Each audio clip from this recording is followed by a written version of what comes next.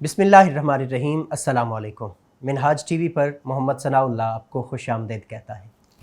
नाज़रीन, अल्लाह तबारक व तआला ने इंसान को अफजल तरीन मखलूक बनाया, इसको अशरफुल मखलूकात बनाया और फिर इंसान के बारे में फरमाया फ़हदैनाहुन नजदैन कि हमने इंसान को दो रास्ते दिखाए हैं। ये दो रास्ते क्या हैं? एक नेकी का रास्ता है, एक बदी का रास्ता है। एक रास्ते की इंतहा जन्नत पर है और एक रास्ते की इंतहा दोज़ख पर है। इंसान जब इनमें से किसी एक रास्ते का इंतखाब करता है तो इंसान के अंदर जो कुव्वत है, किसी भी काम को करने की कुव्वत, वो मजबूत होती चली जाती है। इंसान अगर गुनाहों के रास्ते को मुंतखब करता है और उस पर चलता है तो इंसान के अंदर गुनाह करने की ताकत वो बढ़ती चली जाती है। इंसान अगर नेकी के रास्ते को मुंतखब करता है और नेकी के रास्ते पर चला जाता है तो इंसान के अंदर नेक काम करने की ताकत बढ़ती चली जाती है। जब इंसान गुनाहों का इंतखाब करता है, जब बुराई के रास्ते का इंतखाब करता है, तो हमारे अंदर जो गुनाह करने की ताकत, जिसको नफ्स कहा गया है, वो इतना ताकतवर हो जाता है कि बिलाखिर अगर इंसान उसको काबू नहीं करता तो बिलाखिर एक सरकश घोड़े की तरह दौड़ता चला जाता है और इंसान उसके पीछे बस भागता चला जाता है।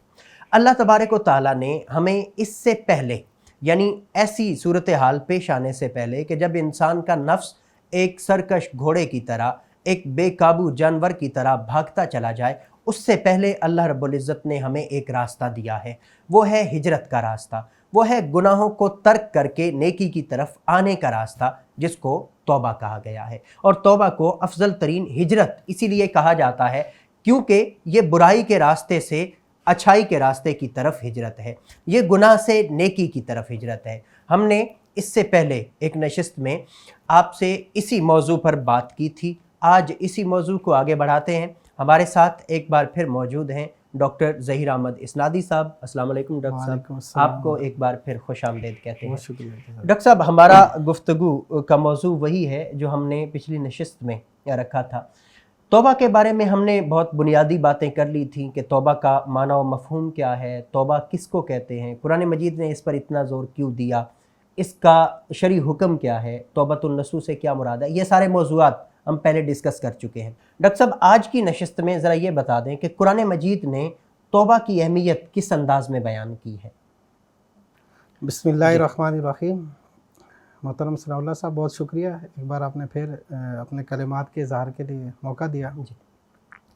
आपने जिस तरह के ख़ुलासा साबिक़ा नशिस्त का बयान फरमा दिया कि आयात से भी, हम कुरान पाक से भी इसको काफ़ी तकरीबन डिटेल से डिस्कस कर चुके हैं, तो एक बार फिर हम मुख्तसरन एक दो आयात को ज़िक्र कर लेते हैं। जिस तरह अल्लाह ताला ने कुरान पाक में फरमाया, इन्नल्लाह युहिब्बुत तव्वाबीन व युहिब्बुल मुतत्तहिरीन, कि बेशक अल्लाह बहुत तौबा करने वालों से मोहब्बत फरमाता है और खूब पाकीज़गी इख्तियार करने वालों से मोहब्बत फरमाता है।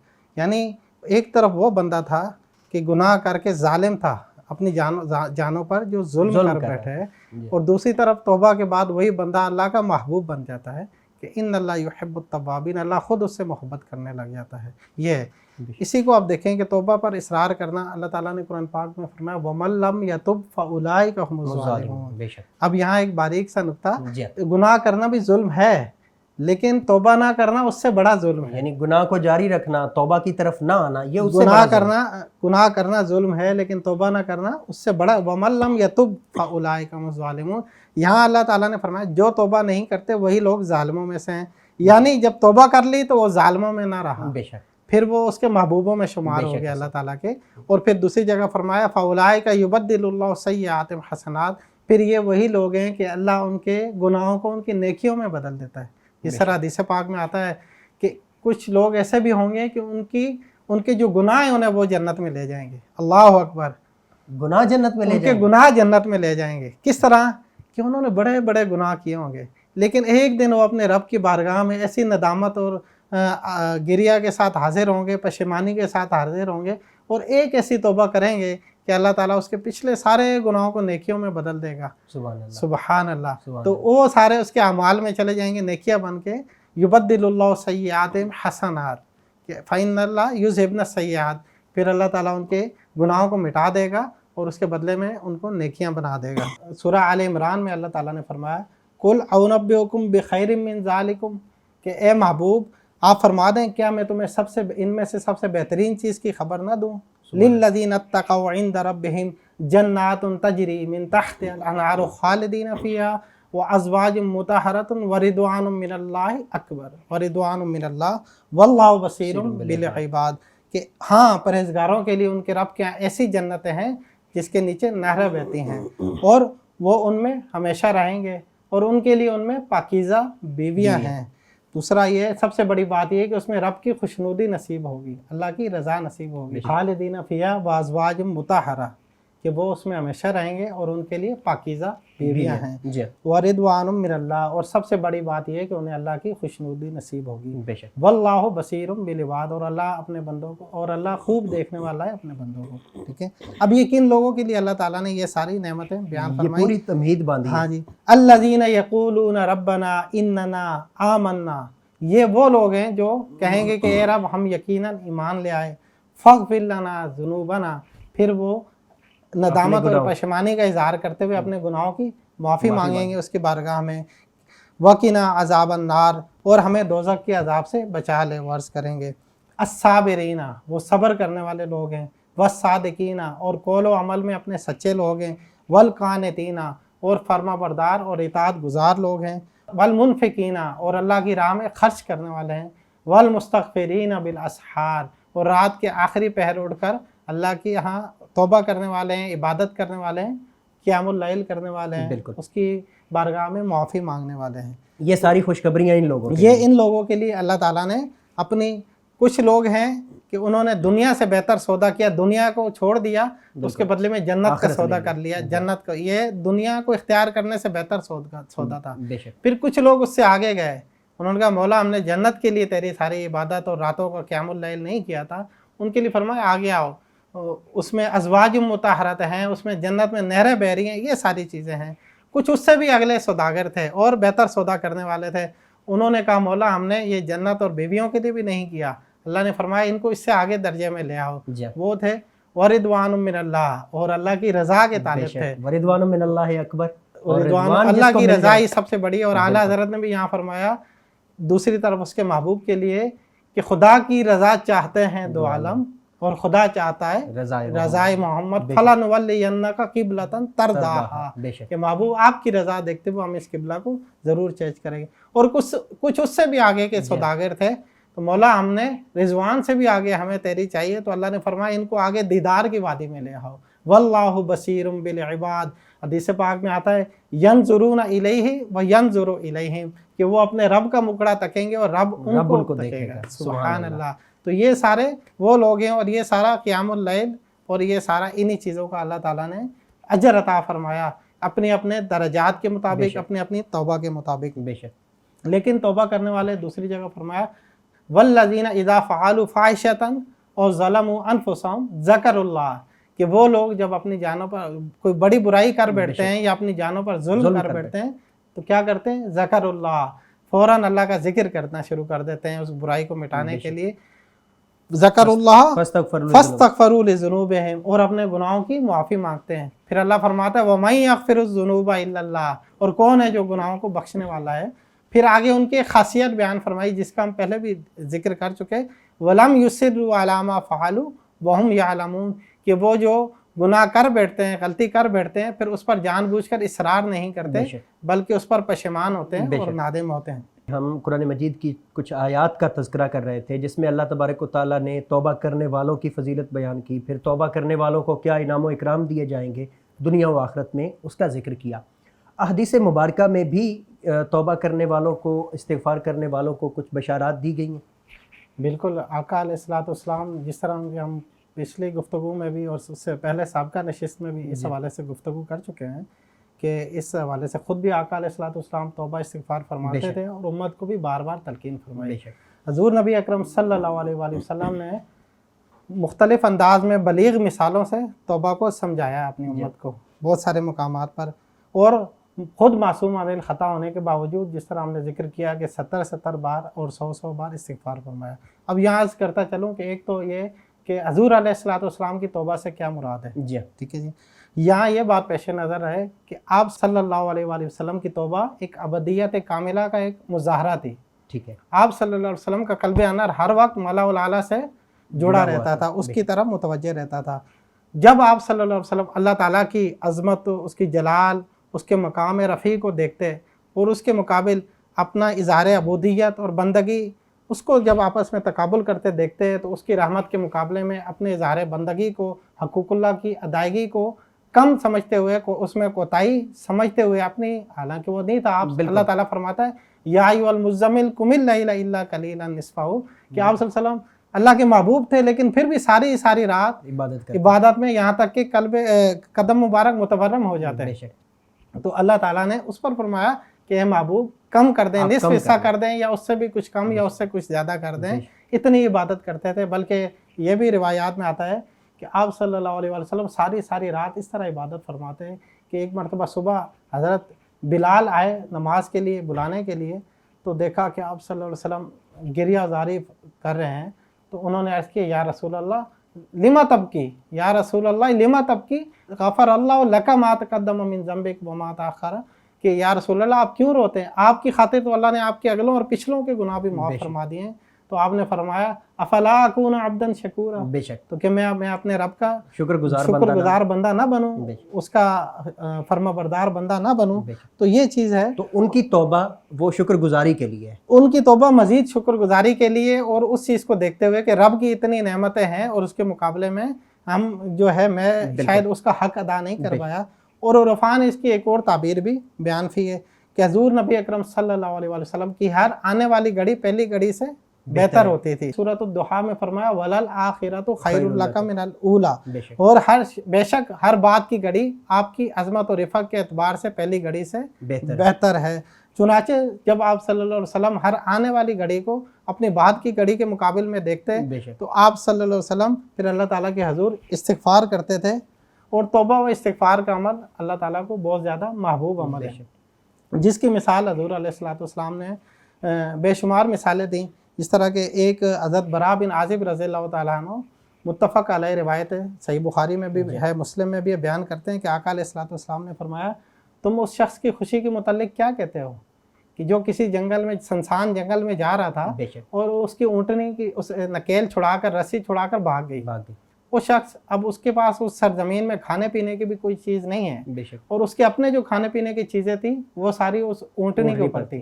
وہ ڈھونڈ کے تھک جاتا ہے، تو اس کے بعد وہ مایوس ہو کر ایک جگہ لیٹ جاتا ہے۔ اتنے میں وہ اونٹنی ایک درخت کے پاس سے گزرتی ہے، تو اس کی مہار جو ہے اس درخت کے تنے میں اڑ جاتی ہے۔ تو اس شخص کو اچانک وہ اونٹنی وہاں کھڑی ہوئی مل جاتی ہے، تو اسے آپ نے فرمایا کہ وہ کتنا خوش ہوگا، بتاؤ۔ صحابہ کرام نے عرض کیا یا رسول اللہ وہ تو بہت خوش ہوگا۔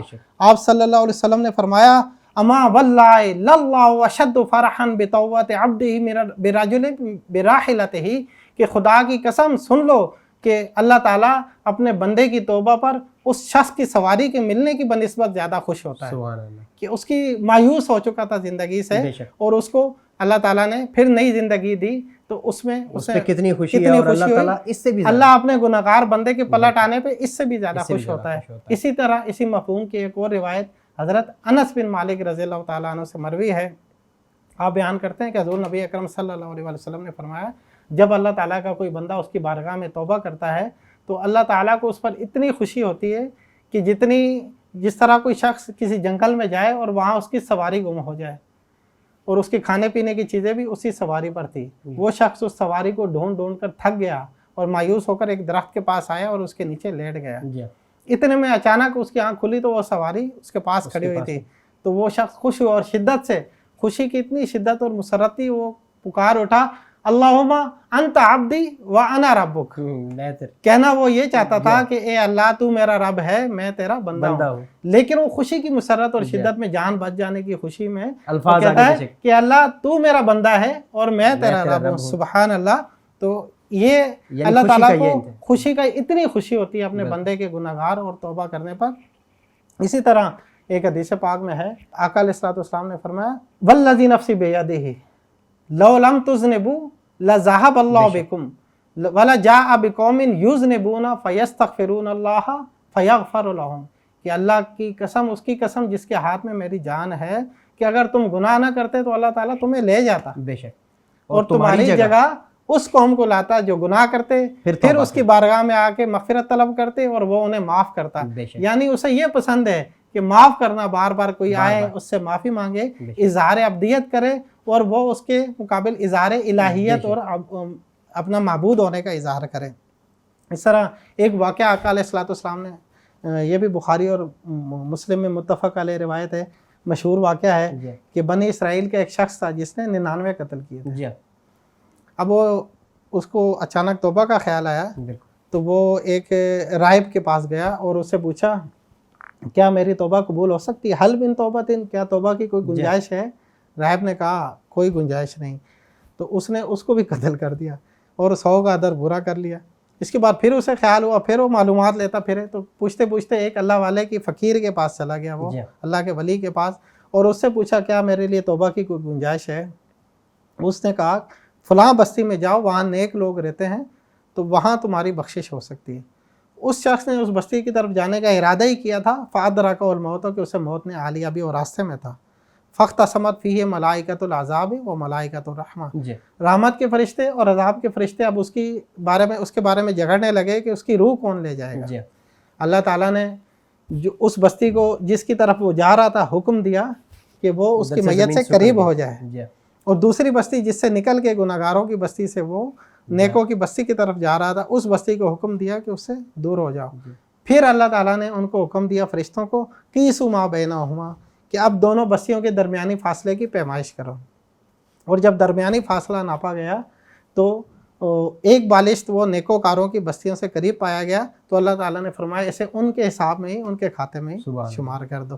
تو سبحان اللہ، اللہ تعالیٰ کو یہ چیز جو ہے بہت پسند ہے. وہ تو بخشنا چاہتا ہے، بس کوئی اس کی راہ کی طرف، بس اس کی بارگاہ میں فقط ایک آنسو بہا دے، فقط پشیمانی کا چہرہ لے کر آ جائے، جی ہاں، وہ بخشنے کے لیے تیار. اسی طرح جیسے کہ اس سے اور بھی بہت سارے فوائد ہیں. ایک تو اللہ کی رضا سے بڑھ کے تو کوئی خوشی نہیں ہے نا. تو دوسرا اس کا ہمارے جو آج کل کے مسائل ہیں سارے، ان کا حل بھی توبہ میں، جس طرح ہم پہلے بھی ڈسکس کر چکے ہیں. حضرت عبداللہ بن عباس رضی اللہ تعالیٰ عنہ سے مروی ہے کہ حضور صلی اللہ علیہ وسلم نے فرمایا من لازم الاستغفار جعل اللہ من دیک مخرجا وہما من کل فرجا ورزقہ من حیث لا یحتسب، کہ جو اللہ تعالیٰ کی بارگاہ میں پابندی سے استغفار کرتا ہے تو اللہ تعالیٰ اس کے لیے ہر غم سے نجات اور ہر مشکل سے نکلنے کا راستہ بنا دیتا ہے. اور رزق کا بھی، جن لوگوں کے یہاں رزق نہیں ہے، کمی ہے، وہ ان کے لیے بھی نسخہ بتا دیا رزق کی فراوانی کا، وسعت رزق کا. فرمایا کہ اللہ تعالیٰ انہیں وہاں سے رزق عطا فرماتا ہے جہاں سے ان کے وہم و گمان میں بھی نہیں ہوتا. یہ ڈاکٹر صاحب بہت شکریہ. آج کی ہماری گفتگو یہاں اختتام کو پہنچتی ہے. ناظرین، حضور صلی اللہ علیہ وآلہ وسلم کی ایک حدیث پاک ہے. آپ نے فرمایا کہ حضرت داؤد علیہ السلام، ان کو اللہ تعالیٰ نے فرمایا کہ داؤد تمہیں معلوم ہے کہ مجھے کس قدر انتظار رہتا ہے اپنے بندے کا. تو سیدنا داؤد علیہ السلام نے عرض گزار ہوئے یا اللہ تو کس چیز کا انتظار کرتا ہے؟ تو اللہ تعالیٰ نے فرمایا داؤد میں انتظار کرتا ہوں جب میرا بندہ گناہ کر بیٹھتا ہے، میری نافرمانی کر بیٹھتا ہے، میری راہ سے دور نکل جاتا ہے، تو میں اس کا انتظار کر رہا ہوتا ہوں. اس قدر انتظار کرتا ہوں کہ میں کہتا ہوں کہ کون سا لمحہ آئے کہ میرا بندہ واپس میرے پاس پلٹ آئے اور میں اس کی توبہ قبول کروں، اس کو بخش دوں اور اس کو جنتیوں میں داخل کر دوں. ناظرین، یہی ہمارے لیے بھی سبق ہے. اللہ تعالیٰ ہمارے گناہوں کی پردہ پوشی بھی فرمائے اور ہمارے گناہوں کی بخشش بھی فرمائے. دعا ہے اللہ تبارک و تعالیٰ ہمیں اور آپ کو سچے دل سے توبہ کرنے کی توفیق عطا فرمائے. زندگی رہی تو انشاءاللہ دوبارہ آپ سے ملاقات ہوگی. میری طرف سے خدا حافظ. ڈاکٹر صاحب آپ کچھ کہنا چاہیں؟ جی، میں یہی عرض کرنا چاہوں گا، ساری گفتگو کا جو نچوڑ ہے ہماری، کہ توبہ میں ہمیں تاخیر نہیں کرنی چاہیے. جب اللہ تعالیٰ کو اتنا محبوب عمل ہے یہ، اور ہمارے لیے بھی ایک راستہ ہے نجات کا، تو ہمیں فوراً چاہیے کہ اس کی بارگاہ میں حاضر ہوں. کوئی پتہ نہیں ہے موت کا، زندگی، وہ کام کل پر نہیں چھوڑنا چاہیے، بالخصوص جب کل بھی اپنے ہاتھ میں نہ ہو. جس طرح حضرت لقمان نے اپنے بیٹے سے کہا یا بنیا لا تؤخر التوبۃ فإن الموت یأتی بغتۃ، کہ بیٹے توبہ میں تاخیر نہ کرنا. جس طرح گناہ کرو فوراً اس پر ندامت کا اظہار کرتے ہوئے توبہ کرو، کہ موت کا کوئی پتہ نہیں ہے، اچانک آ کے جھپٹ لیتے ہی اپنے پنجوں میں انسان کو. تو اللہ تعالیٰ ہمیں اور ہم سب کو توبہ کی توفیق عطا فرمائے اور خلوص دل سے اپنی راہ پر چلنے کی توفیق عطا فرمائے. بہت شکریہ، جزاک اللہ.